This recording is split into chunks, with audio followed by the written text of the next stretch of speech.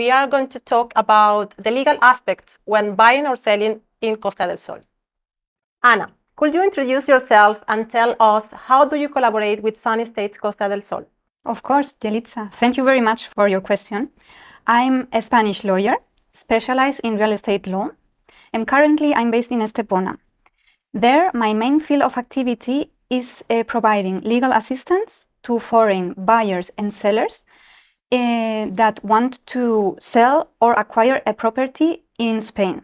Therefore, I can speak to them either in English or in German because I have also the German nationality. And you're fluent in German? Exactly, yes. I'm fluent both in Spanish and German. So collaborating with a real estate agency like yours that has a lot of clients that are foreigners would mean to me that I support your clients in legal aspects related to the purchase procedure, and that I would do that in a language that they understand, that makes everything more easier for them.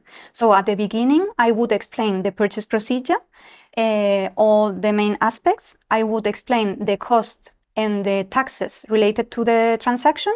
And then I would also try to make a summary about the most important legal documents that they are going to sign during this procedure. In fact, my goal is to give them legal certainty when acquiring a property in a foreign country, and that they feel comfortable during this transaction. And Ana, why is it so important for international buyers to work with a lawyer during the property purchase here in Spain?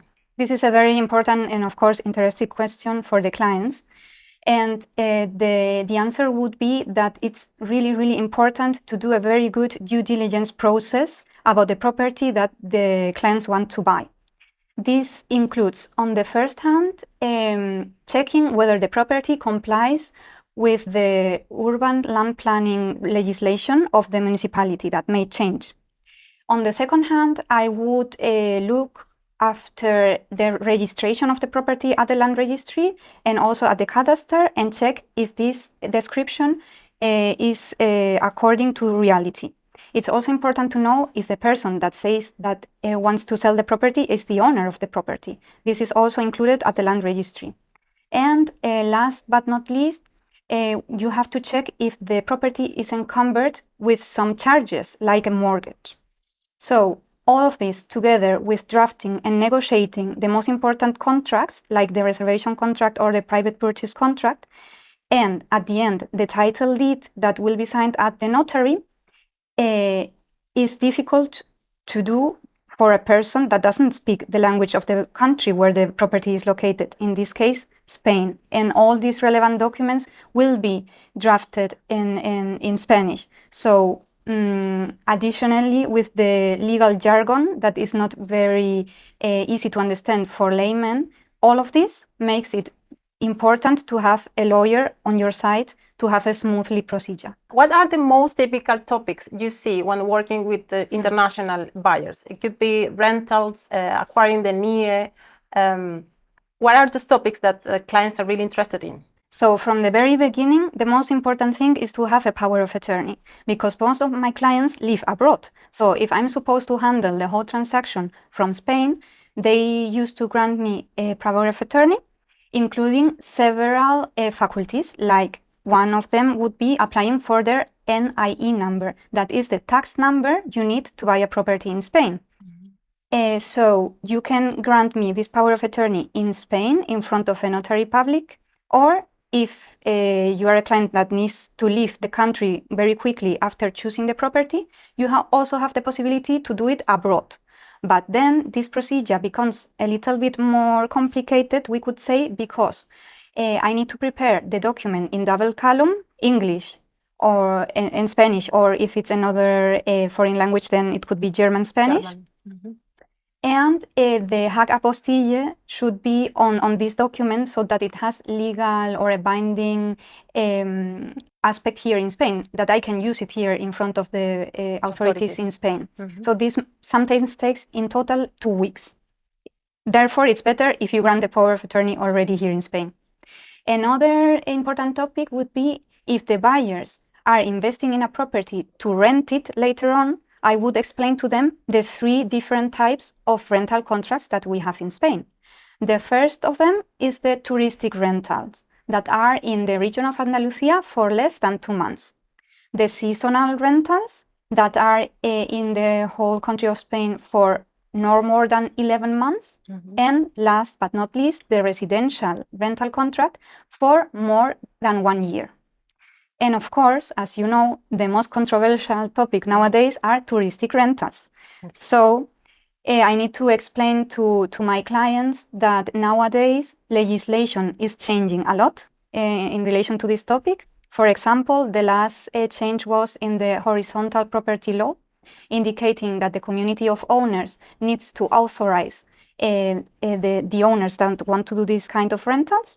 And also the unique registration code was introduced in July this year. This, together with the changes of the rulings of the courts of justice and administrative bodies, like happened now in August, with the ruling that says that the license for touristic rentals is linked to the property but not to the owner. No, all of this makes it a little bit difficult to make decisions. So it's important to give legal certainty to investors and to explain what the situation looks like so that they can take good decisions. I have to say that have changed the game very much. Yes. Having now communities where they have banned completely the short-term rentals, making the property search more difficult for us agents or for the final client. Exactly. But you're right. We are here to help. Exactly. That's our main goal. Ana, can you share a real case that shows why legal checks are so important? For example, when buying in the Old Town or square meters, these kind of things that are very important when it comes to the completion of the purchase. Yes, of course. So the most common situation I have is when a buyer chooses a property and in reality it has more square meters built than shown by the land registry. In that case, I would recommend that the sellers do sign a new construction title deed that needs to be signed before the purchase contract or the purchase title deed is signed at the notary. This would mean that the transaction could have a small delay because until this title deed of new construction is registered at the land registry, you need to wait now normally 15 working days. That's why you could need to delay the signature at the notary for the purchase title deed, but usually parties would understand that and it shouldn't be a problem. Something similar could happen if a mortgage appears at the land registry, still registered, but it was already paid off. What could we do in that situation? We should ask a representative of that bank to go to the notary to sign the cancellation of the debt, and then again 15 working days would need to pass until this new title deed is registered at the land registry. The good thing is that these legal checks help our clients to finally complete the purchase in a safe way, right? Yes. We need everything to be clear, to be legal. So afterwards, the client will make use of the house as they want, right? Yes. For me, the due diligence process is the most important part of the whole transaction.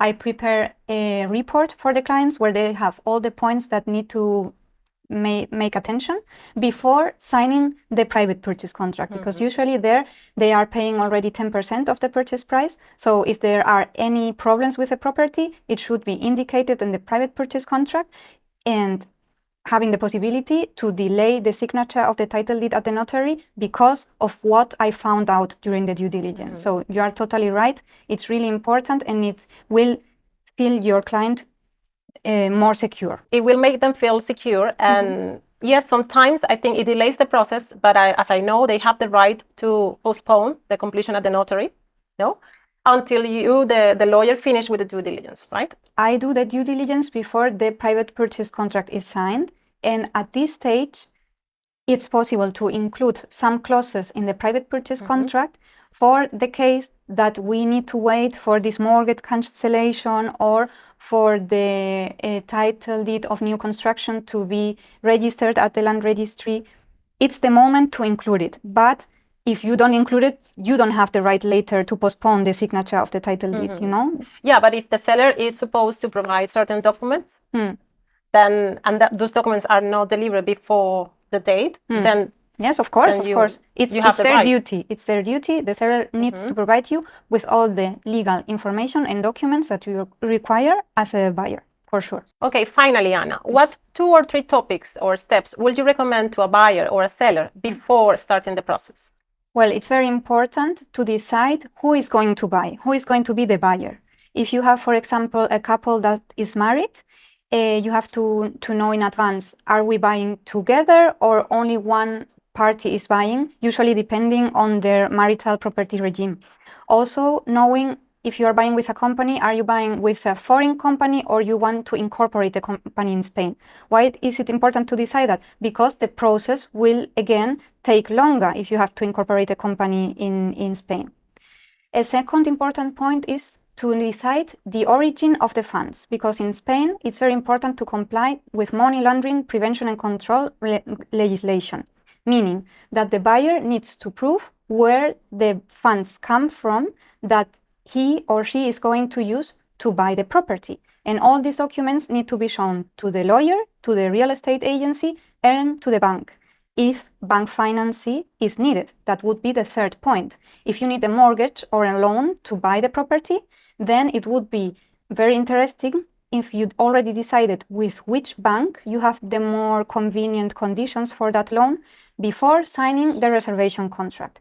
And the best would be if you have even the pre-approval of that loan granted by the bank. Could you please tell us a little bit more about money laundering and the process here in Spain? Yes, in Spain, we need to comply with money laundering prevention and control legislation. This means you as a buyer need to provide documents and information about the origin of the funds. Where do these funds come from? The funds that you are going to use to buy the property. For example, you sold a property in your country. Then I would ask you to show me the title deed of sale that you signed abroad. And I would ask you to show me the proof of payment of the selling price that you got for selling that property abroad. So I need to track where the money comes from which bank account, when did this transaction take place, etc.